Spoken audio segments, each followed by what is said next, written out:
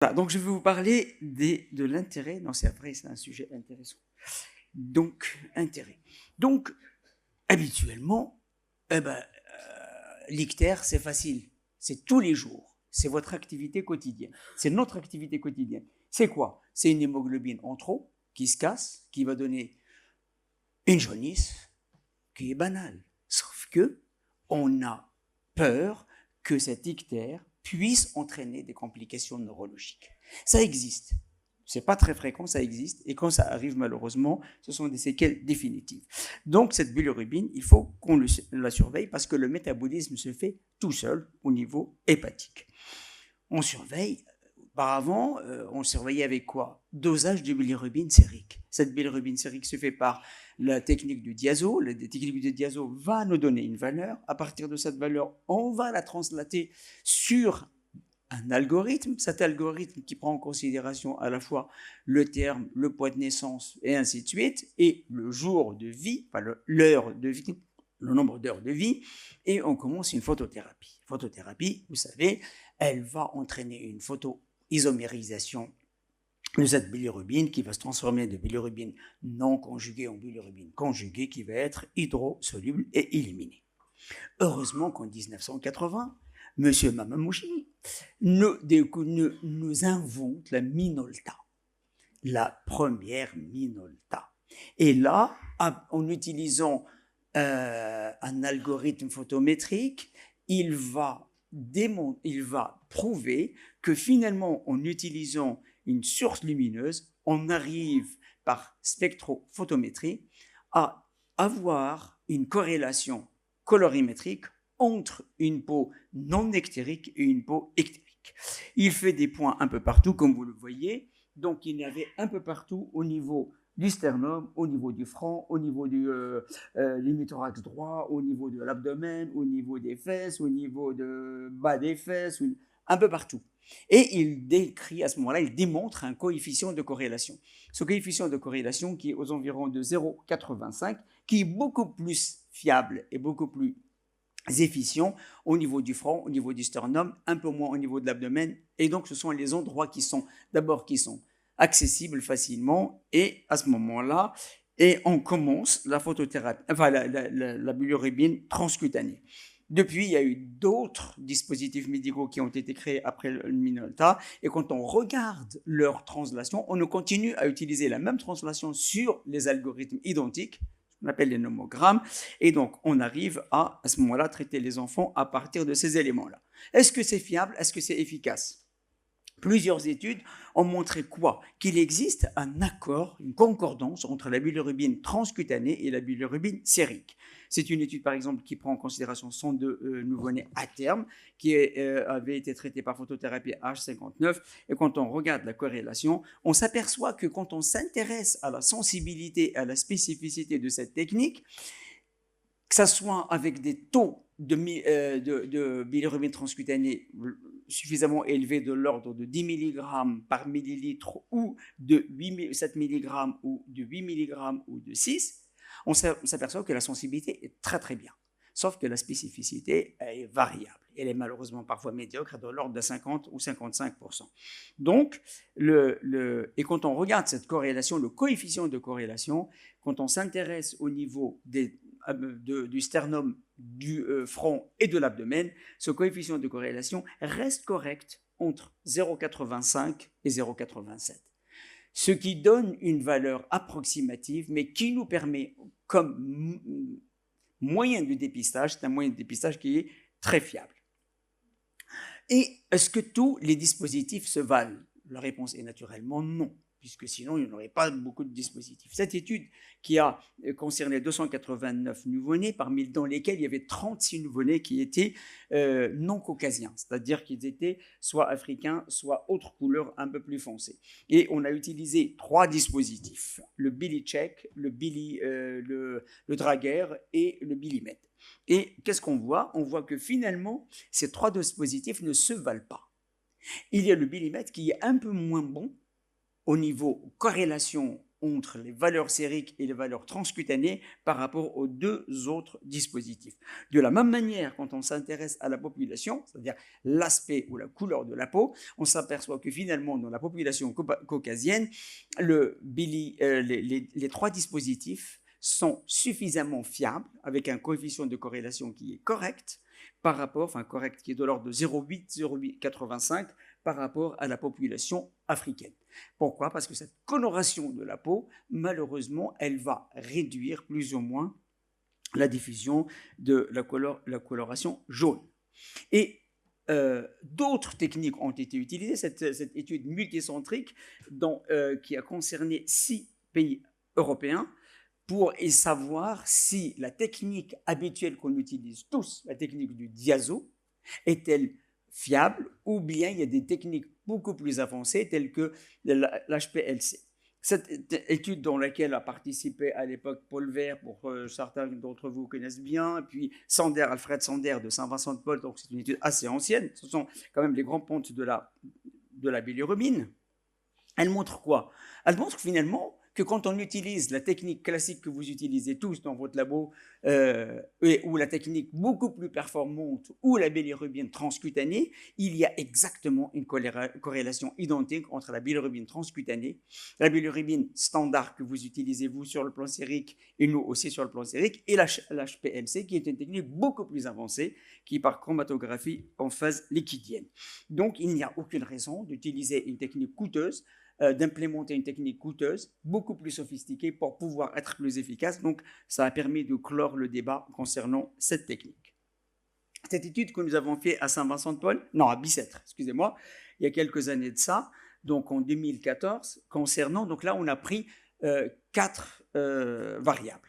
Première variable, c'est nouveau-né à terme versus prématuré. Deuxième variable, deux autres variables qui sont peau colorée versus peau non colorée. Et qu'est-ce qu'on a regardé? On a trouvé que finalement, c'est l'une des premières études qui est faite chez les prématurés, on s'est aperçu que finalement, quand on prend le nouveau-né à terme ou prématuré, on a une bonne corrélation qui reste de l'ordre de 0,85 entre la bilirubine sérique et la bilirubine transcutanée. Alors, quand je dis 0,85, ça ne veut pas dire qu'elle va uniquement dans un seul sens, c'est-à-dire une sous-estimation. Parfois, la bilirubine transcutanée, elle surestime. Et on va le voir tout de suite. Elle surestime. De la même manière, quand on prend les enfants colorés, c'est-à-dire les enfants d'origine africaine ou nord-africaine par rapport aux enfants caucasiens, on a également cette corrélation qui existe aussi de la même manière. Donc, la coloration de la peau influence, mais pas énormément. De la même manière que le terme de naissance influence, mais pas tellement. Qu'est-ce qu'il en est de l'utilisation de bilirubine transcutanée chez les enfants qui sont déjà sous photothérapie? Alors, quand on utilise chez les enfants qui sont déjà sous photothérapie et quand on ne prend aucune précaution, la corrélation est moindre. Elle est, bon, je dirais, un peu plus moins que lorsqu'on prend des précautions. Quelles sont les précautions? Les précautions, c'est de prendre un endroit, soit le front, soit le sternum, le cacher. Le cacher contre la photothérapie, ça permet d'avoir donc une zone dans laquelle on va doser par le bilirubinomètre et ça permet à ce moment-là d'avoir une valeur fiable au lieu d'attendre 8 à 10 ou 12 ou plusieurs heures après l'arrêt de la photothérapie. Donc cette étude, il y a plusieurs études dans ce sens-là. Quand on regarde cette étude qui a pris en considération 70 nouveau-nés, donc ce sont des nouveau-nés de moins de 28 jours, dont un quart c'était des enfants prématurés, très peu avaient une incompatibilité. Vous voyez, c'est pratiquement epsilon par rapport à la population. Et quand on a regardé la corrélation bilirubine transcutanée, bilirubine sérique avant la photothérapie, pendant les 24 heures de photothérapie et 8 heures après la fin de la photothérapie. Et vous regardez tout à fait en bas, vous avez des seuils de corrélation qui sont quand même assez intéressants. Pourquoi? Parce que dans cette étude, ils ont pris la précaution de cacher une seule partie. Et dans cette partie-là, vous avez deux parties. Vous avez la partie qui est exposée et la partie qui est couverte. Et la corrélation est nettement meilleure avec la partie qui est découverte. Donc, mettre une pastille sur le front ou sur le thorax pour permettre à ce moment-là d'utiliser la bilirubine transcutanée. C'est ce qu'on fait à Rabat chez Hassan. Et donc, du coup, c'est quelque chose d'intéressant. De la même manière, est-ce que cette bilirubine transcutanée et chez les enfants après photothérapie est intéressante. Il existe une différence quand les enfants sont sous photothérapie. Cette différence, elle n'est pas énorme. 91 nouveau-nés, supérieurs à 35 semaines, terme moyen 36 semaines et demie. Quand on regarde la zone couverte et la zone non couverte, on va voir à ce moment-là deux risques, le risque de surestimation et de sous-estimation. En fait, on a beaucoup plus de sous-estimation par rapport à la surestimation. Quand on regarde la surestimation, elle n'est pas considérable. Elle surestime de 2 mg par décilitre, c'est-à-dire 20 mg par litre à peu près, dans 23% de cas. Et quand on est au-delà de 20 mg, on trouve une surestimation, enfin une population extrêmement réduite. Par contre, dans la sous-estimation, vous voyez, un enfant sur deux est sous-estimé, avec un taux de bilirubine qui est inférieur à 2 mg. Et on peut aller au-delà de 2 mg, c'est-à-dire 20 mg par litre, on est à entre 15 et 23%, en fonction de si on couvre la peau ou on ne couvre pas la peau. Donc, il vaut mieux à ce moment-là prendre des précautions pour garder un endroit un peu couvert. Et donc là, on regarde la répartition sur à plus ou moins 2 déviations standards. On va voir une répartition sur les sur- et sous-estimations qui est beaucoup plus large, c'est-à-dire que le coefficient de corrélation est moins bon quand on a une peau qui n'est pas couverte. Comment il faut couvrir, comme je vous ai dit? Donc, il faut prendre un endroit, mettre soit une pastille, celle qu'on met, les lunettes de photothérapie, on coupe à Rabat, on coupe la lunette qu'on met pour cacher les yeux, on coupe une et on prend un rond comme ça, et on le colle soit ici, soit là. Hop, je mets là, soit là. Soit on met un bout de film, le film qu'on met pour la protection, le film radiologique pour la protection, donc on le met sur le thorax. Et on a une bonne corrélation. Il existe d'autres types de cache-lumière qu'on utilise et qui peuvent à ce moment-là s'ouvrir et se fermer, ça évite de les arracher.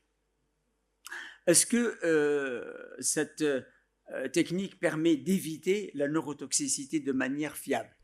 La réponse est oui. Cette étude slovaque qui a pris 301 nouveau-nés et qui sont tous blancs, donc il n'y a pas de nouveau-nés, voilà. On regarde les critères des enfants qui sont traités par photothérapie et non traités par photothérapie, et on regarde les nomogrammes. Et ce nomogramme, donc habituellement on utilise le nomogramme qui est utilisé logiquement pour la bilirubine sanguine. Tous les algorithmes qu'on a sont utilisés pour la bilirubine sanguine et non pas transcutanée. Là, ce sont des nomogrammes qui sont utilisés pour la bilirubine transcutanée et on s'aperçoit que finalement, que pendant les premières heures de vie, le sternum est plus fiable. Et après, c'est le front qui devient plus fiable. Vous voyez, entre 24 et 36 heures, c'est le sternum qui est plus fiable. Après, entre 36 heures et 48 heures, c'est faire le dosage, enfin, le dépistage au niveau du front qui est plus fiable. La lumière du soleil, on en parle régulièrement, est-ce que c'est fiable ou non? La lumière du soleil telle qu'elle est, elle n'est pas fiable. En revanche, quand vous utilisez un filtre qui va arrêter les ultraviolets A et B, et vous allez sélectionner à ce moment-là la longueur d'onde, celle qui est entre 350 et 500 nanomètres, là, vous allez avoir une lumière qui est fiable. Cette étude qui est faite au Nigeria à Lagos, chez des nouveau-nés à terme, vous voyez une espèce de bâche avec un filtre bleu qui est spécialement conçu pour ça. On s'aperçoit que les enfants, ils vont, là c'est une étude comparative en utilisant comparer des enfants sous photothérapie et d'autres sous lumière de soleil cachés avec un filtre adapté pour cacher les UVA et les UVB. On s'aperçoit que finalement le soleil est aussi efficace ou presque, enfin, il est peut-être un peu moins efficace que la photothérapie et que la bilirubine transcutanée est aussi efficace pour ces enfants-là qui sont exposés à la lumière. Mais ce n'est pas la lumière du jour standard. C'est vraiment un filtre exprès pour permettre d'arrêter le... Alors, ce filtre, il permet quoi? Donc ça, c'est une autre étude qui est faite à Oman, donc qui montre, c'est en plein soleil au niveau de Al-Houd à Oman, et ça, ce ne sont pas des patients, c'est une solution du bilirubine qui a été diluée et qui a été exposée au soleil. Et ce soleil, mais avec bien sûr ce filtre particulier ou exposé à la photothérapie. Donc c'est une étude comparable. Et qu'est-ce qu'on voit? On voit que finalement, ici, quand vous exposez que c'est cette longueur d'onde entre 350 et 500 nanomètres qui va être efficace. Et quand on regarde une exposition 0 minutes, 5 minutes, 10 minutes, 15 minutes, 30 minutes, vous avez une diminution considérable de la bilirubine qui va être conjuguée, c'est-à-dire qui disparaît. Donc la coloration disparaît. Et surtout, quand on regarde 5 minutes après l'exposition, vous avez 65% de bilirubine qui a été conjuguée. Donc, grâce à ce filtre, et non pas uniquement à la lumière du soleil. Et quand on regarde ce filtre en fonction du nombre d'heures de soleil au cours des mois, par exemple, on regarde janvier, octobre, juillet, avril, on s'aperçoit que ce n'est pas du tout le même ensoleillement et ce n'est pas du tout la même efficacité. De la même manière, quand on regarde le nombre d'heures pour lesquelles l'enfant a été exposé, on s'aperçoit que finalement, en fonction des saisons, là, l'exposition nécessite plus de temps ou moins de temps. Alors, est-ce que tout ça, c'est intéressant et c'est fiable ? Il y a une étude qui est faite en Israël en 2014 qui montre quoi ? Que finalement, ils ont implémenté la technique de la bilirubine transcutanée à cette période-là, en 2008. Ils ont comparé par rapport à une cohorte historique de 2006. Qu'est-ce qu'on voit ? On voit que finalement, le taux de diagnostic de déficit en G6PD est multiplié par 3, avec une différence de 68. Le taux d'incompatibilité ABO est multiplié par 1,16. Le transfert pour surveillance est divisé, bien sûr, et a diminué de manière significative. Le taux de réadmission pour ictère, de la même manière, a augmenté un petit peu. Le taux de réadmission a augmenté. Le nombre moyen de piqûres a diminué de manière spectaculaire. Le nombre de prélèvements pour Billy a diminué. La durée moyenne d'analyse pour les laboratoires, donc les laboratoires, ils ont gagné, et tout ça de manière significative. De la même manière, quand on regarde le nombre de tests pour les labos, ils ont augmenté, mais quand on s'intéresse à ceux qui concernent la bilirubine, ils ont diminué. Ça veut dire que le laboratoire est devenu beaucoup plus efficient. De la même manière, quand on regarde le nombre de piqûres par an, ils ont diminué. Le nombre de dosages de G6PD ont augmenté, multiplié par pratiquement 10. Et quand on regarde au niveau coût, on s'aperçoit qu'entre le moment de la période avant implémentation et la période après implémentation, ils sont devenus beaucoup plus fiables, beaucoup plus efficaces en étant moins coûteux. Vous voyez, on est là, ça c'est le truc, c'est pas en dollars, c'est en shekels.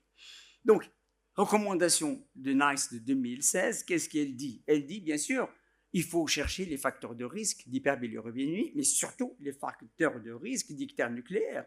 Et les facteurs de risque sont là. C'est premièrement lorsque l'enfant est prématuré, moins de 38 semaines. Deuxièmement, lorsqu'il y a un ictère visible à l'œil nu avant H24 pour le risque d'hyperbilirubinémie. Mais le risque d'ictère, c'est surtout une augmentation rapide.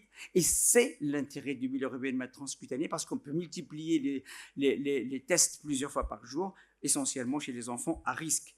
Deuxième chose, lorsque les enfants sont moins de 24 ans, donc d'abord, il recommande de ne pas utiliser le dépistage avant H12. Deuxièmement, lorsque l'enfant est inférieur à 24 heures et il va développer un ictère à ce moment-là, il va falloir à ce moment-là refaire 2 heures plus tard, puis 6 heures plus tard, voilà. Pour les enfants qui sont supérieurs à 24 heures, si la bilirubine est inférieure à 50 micromoles, il n'y a pas de raison de refaire le truc. Si la bilirubine est supérieure à 50 micromoles, à ce moment-là, il va falloir surveiller. Et c'est un moyen de dépistage. Quand on a un doute, il faut toujours compléter